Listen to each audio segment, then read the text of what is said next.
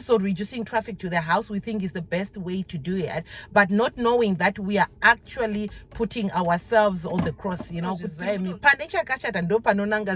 first thing, you look at something, you will see that part. Avoid contractors who offer to do more than just the service that you have hired them for. Yeah.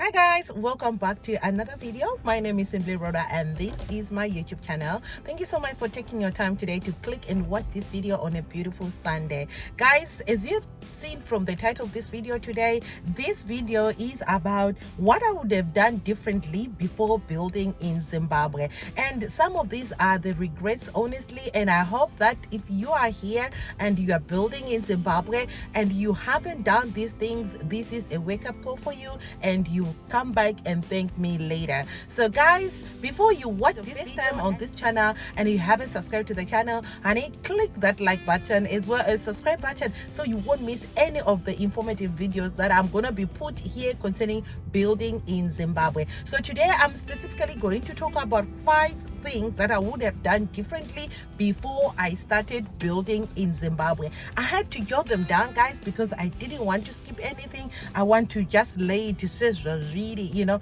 so y'all, you can be helped. So the first thing that I would have done before I started building in Zimbabwe, I'll also explain why I would have done it that way. That's drill a borehole. You know, guys, if you are planning on building in Zimbabwe, I think drilling a borehole is the most essential thing to do, especially nowadays. We know when we buy these things, there is no running water, there is no water supply. So you find a lot of jobs that we need to do at a property would either be like you'll be purchasing water to do these things, and the water that is required to building or doing the first stage of building is quite a lot. So if I would have built, like if I had drilled a borehole, I think I would have saved a lot of money, because even after building, the borehole would have continued to run in the house. At the moment, the house, although the house is completed, but we're still buying water either for drinking or for the other extra jobs that are still being done on their house. So drilling a borehole was something that I would have done. If I'm going to do this one more time, I'm going to start by drilling a borehole, as it will be so convenient to have water at the site. Number two is to hire a project manager. So for some of you, you have been watching my channel and the problems I've went through after I went to Zimbabwe, and the job that has been done on my property is all because I had those mistakes. And I believe that if I had hired a project manager, some of those things may have been avoided, really, because my project was just run like remotely and asking people like friends, families, to go and check and pay the builders. But anyway, those people are also not experienced when it comes to, construction and looking at errors and mistakes of the place. So this is something that I feel like if I'm going to do this one more time, I would definitely hire a project manager.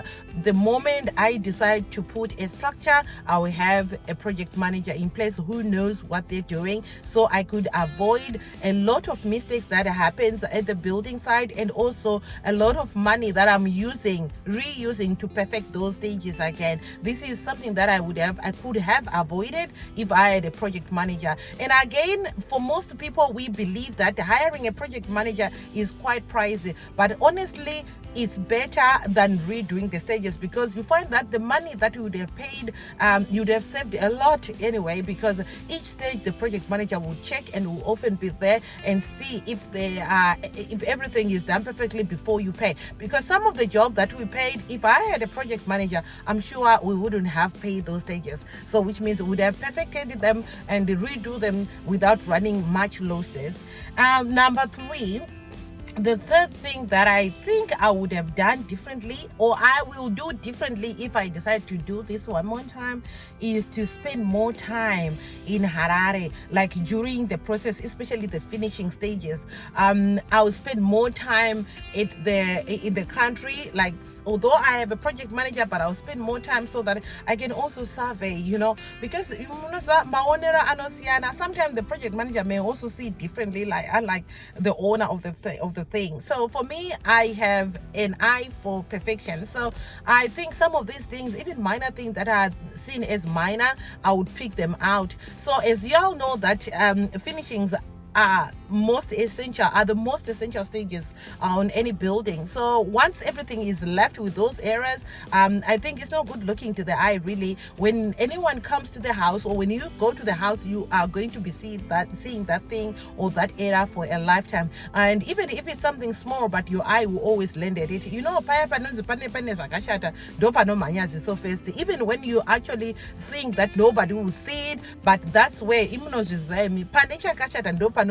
so first thing you look at something, you will see that part, you know. So once you see the errors or the mistakes, you know, you won't appreciate the overall part of the house. So in that case, I think I would, if I'm going to do that again, I will, you know, probably spend more time in Zimbabwe or managing or visiting the site. I like what I did because the better part of the house was done in my absence, and I totally regret it. I think when you are doing other stages, it's okay to be here and there, but on the final parts of the house, I think it's most important to be there, see the things. If you don't like something, it can be changed, and you know, before you go to the next stage. I like leaving things the way they are. Building young, you know, you have seen that in the past video. There are a lot of areas that were done. Now they're actually prohibiting me. I'm not going forward before I destroy everything that was done, which is a huge lots.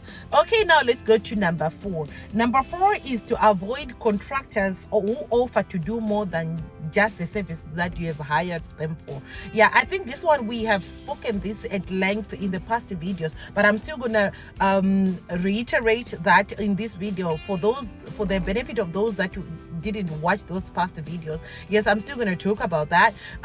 Yeah, you know, nowadays in Zimbabwe, there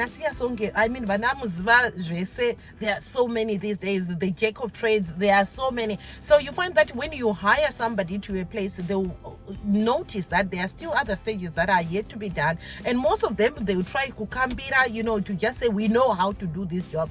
Like for example, the reason why I ended up having a lot of errors done on the house, especially from plumbing and plastering, shinks, and even some other parts, it was because I gave all these stages to one person. It was the plumber who told me is also a contractor who also is working with other people to do those other stages. So like my reason I mentioned in the past, it was like sometimes we agree to this because we are not there the place, we are in diaspora, and also reducing traffic to the house we think is the best way to do it, but not knowing that we are actually putting ourselves on the cross, you know, because these people, they just try to take everything. They are just trying to milk you left, right, and you know, all corners, because they understand that you are not at the place. So I think it's better to work with different stages and to work with different people for different stages, not give the all jobs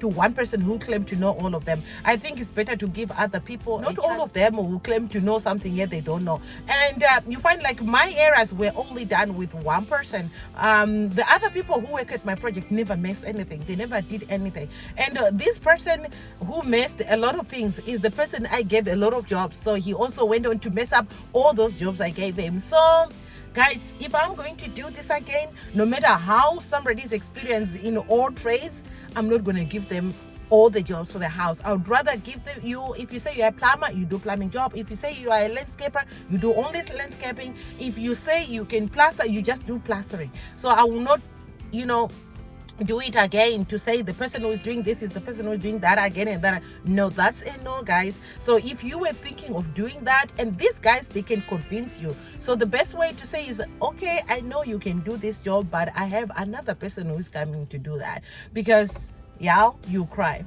Okay, and then number 5, this is the last but not the least, but I just want, for the sake of not making this video too long, I'm just gonna, you know, do 5 today. And the fifth one is to pay after confirmation of the job well done without mistakes. Yeah, another problem is when we had, like, another problem I had when I was working with the people who missed the person who missed the job. It was like he was demanding of being paid every time. He was demanding of money, and I'm sure that people who does that, they know for sure that they are not really good at their job, so hence they keep on asking for money to be paid.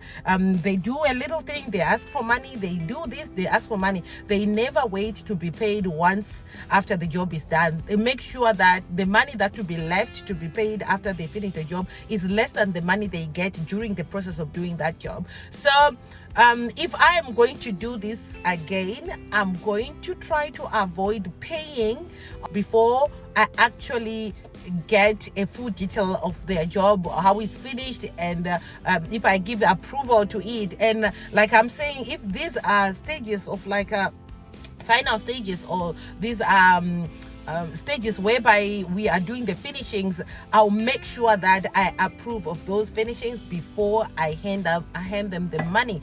Because the other problem I can actually see now, that when I was working with this plumber, I was paying him almost every week. He'll come in with an excuse. You say the person who he's working with needs to go to a burial, the person they're working with has a problem, needs to go to hospital, this and that. So you find that I was paying him the money, you know, almost on every fortnight. I was paying. He came up with a requirement, or that is something, a problem that requires money, and once you give them money, they will disappear for some time. And you know, I was really patient. I don't know if I can say patient, but I was just giving them a benefit of doubt. But now I can actually realize that this is the person who knew that what he was doing is really wrong, and he knew that by the time I realized, at least he would have taken a lot of money out of me. Yeah, so that's why he was asking money on every, like, he had so many money excuses, you know. So in that case, if I'm going to do this one more time, I'm not going to pay anybody until I am satisfied with the job they've provided, with the service they've provided. I will be, you know, very particular about that. Before we start working together, I will make sure we had an agreement on that before we start, because I won't be paying until I'm satisfied with the job done. Yeah, so guys, I think these are something that can help some of you if you are still at the early stages of building. It's not late. I think you can take this advice and implement it on your building, and you can avoid a lot of these issues I had in my past, in my project, in my current project. You can avoid them if you actually take note of some of the pointers I've spoke about. You know, I'm somebody who is also building on a budget, so there are stages that I was thinking, oh, I don't really need, like, having a project manager. I was like thinking, I don't have that money to be paying a project manager. But now looking at it, I totally encourage you guys to go ahead and find somebody who knows what he's doing or what she's doing in terms of managing projects, so that, yeah, you can, you know, save, you won't run a lot of losses. If you are lucky enough, you may also find contractors or builders or any serviceman who knows what they are doing, so you won't have any errors. But in the event that you come across this problem, you certainly will notice that having a project manager is a good thing, and it can save you your hard-earned cash. Yeah, so today I think I'm not gonna go further with this. I hope that you guys, if you are on the planning stage, if you have just started your project and you don't have some of the things that I've mentioned here, think twice, sit down and weigh your options, really, because I think these are things that I'm going to implement if I'm going to do this once again. And yeah, but you know, I was hurt, and I know that, yes, this is not the end. I know that I'm gonna be doing another project sooner or later, but now I've learned my process. I've learned from my mistakes, and I want to share for those that haven't gone through what I've gone through, so that you can avoid them as well. So thank you so much for watching this video until this right end. And if you still haven't subscribed, what are you still waiting for? Go ahead, click that like button, and I'll see you. Click that subscribe button and the like button and the share button, and I'll see you in the next video. Thank you so much. Have a great weekend, and it's goodbye.